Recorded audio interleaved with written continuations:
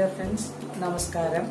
ഞാൻ ചെയ്യാൻ പോണത് ഒരു ബോട്ടിൽ ഡിസൈനിങ് ആണ്. വളരെ ഈസിയും ബ്യൂട്ടിഫുള്ളും ആയിട്ടുള്ള ബോട്ടിൽ ഡിസൈനിങ് ആണ് ചെയ്യാൻ ഉദ്ദേശിക്കുന്നത്. ഞാനൊന്ന് ചെയ്തു വെച്ചിരിക്കുന്നതാണ്. ഇത് അതേമാതിരി ചെയ്യാമെന്നാണ് വിചാരിക്കുന്നത്. ഇതിന് വേണ്ട സാധനങ്ങൾ സ്പ്രേ പെയിന്റ്, ഗോൾഡൻ കളർ, അതാണ് ഇതിന് ഉപയോഗിച്ചിരിക്കുന്നത്.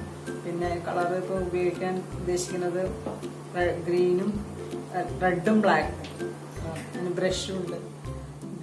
അപ്പോൾ നമുക്കിനി വീഡിയോയിലേക്ക് കിടക്കാം. സ്പ്രേ പെയിന്റ് ചെയ്തൊരു ബോട്ടിലാണ്. സ്പ്രേ പെയിന്റ് ചെയ്ത് ഉണങ്ങിയതാണ്. നമുക്ക് ബ്ലാക്ക് പെയിന്റ് കൊണ്ട് ആദ്യം ഔട്ട്ലൈൻ കൊടുത്തിട്ട് അത് നമുക്ക് ഇഷ്ടമുള്ള ഔട്ട്ലൈൻ ഡിസൈൻ ചെയ്യാൻ പറ്റും.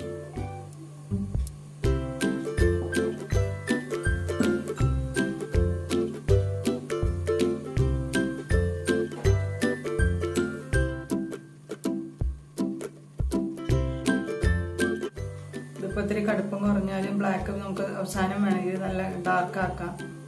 ഡാർക്ക് കളർ കൊടുക്കാം. ഉള്ളിൽ ഡിസൈൻ ചെയ്ത് കഴിഞ്ഞാൽ ഉള്ളിൽ വേറെ കളർ കൊടുത്തു കഴിഞ്ഞാൽ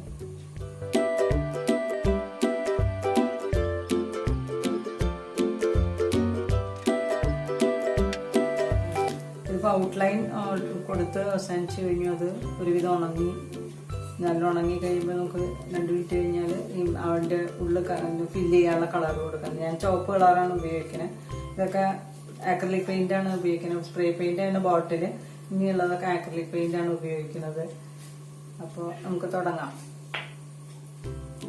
റെഡ് കളറാണ് കൊടുക്കാമെന്ന് വിചാരിച്ചു.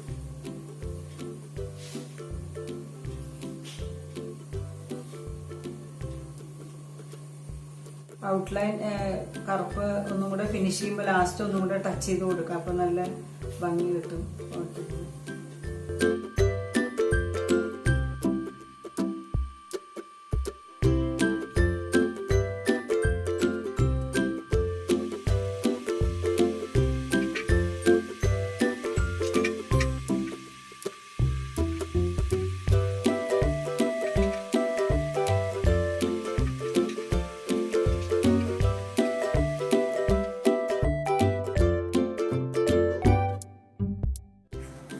ഇപ്പോൾ ഈ കുപ്പിയുടെ മുകളിൽ പെയിൻറ്റിങ് ഒക്കെ കഴിഞ്ഞു. പിന്നെ ഈ കുപ്പിക്കൊരു ചെറിയൊരു ഡിസൈൻ മാതിരി ഉണ്ടായതിൽ തന്നെയുള്ള ഒരു പ്രിൻ്റ് ഉണ്ട്, ഒരു ചെറിയ റൗണ്ട്. അപ്പോൾ ഞാൻ അവിടെ വെറുതെ അതൊരു ഭംഗി കൂട്ടാൻ വേണ്ടിയിട്ട് അതിനൊരു ഡോട്ട് പെയിൻറ്റിങ് ചെയ്തു. പിന്നെ ഇനി അതിൻ്റെ കുപ്പിയുടെ നെക്കിൻ്റെ നെക്ക് മോഡിഫൈ ഭംഗി കൂട്ടാൻ വേണ്ടിയിട്ട് ഫെവിക്രിലിൻ്റെ 3D ഔട്ട്ലൈനറാണ് എടുക്കുന്നത്. 3D ഔട്ട്ലൈനർ കൊണ്ടാണ് ഡിസൈൻ കൊടുക്കാമെന്നാണ് ഉദ്ദേശിക്കുന്നത്. നീലയാണ് എടുത്തിരിക്കുന്നത്. ഇതിപ്പോൾ നെക്ക് പോർഷൻ 3D ലൈനർ കൊണ്ട് ഔട്ട്ലൈൻ കൊടുത്തു. നല്ല ഉണങ്ങി കഴിഞ്ഞു. അപ്പോൾ നമ്മുടെ ബോട്ടിൽ നല്ല ഭംഗിയായിട്ടുണ്ട്. നമുക്കെല്ലാവർക്കും ഈ വീഡിയോ ഇഷ്ടപ്പെട്ടു എന്ന് കരുതുന്നു.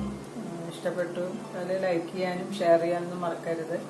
ആദ്യമായി കാണുന്നവർ സബ്സ്ക്രൈബ് ചെയ്യാൻ മറക്കരുത്.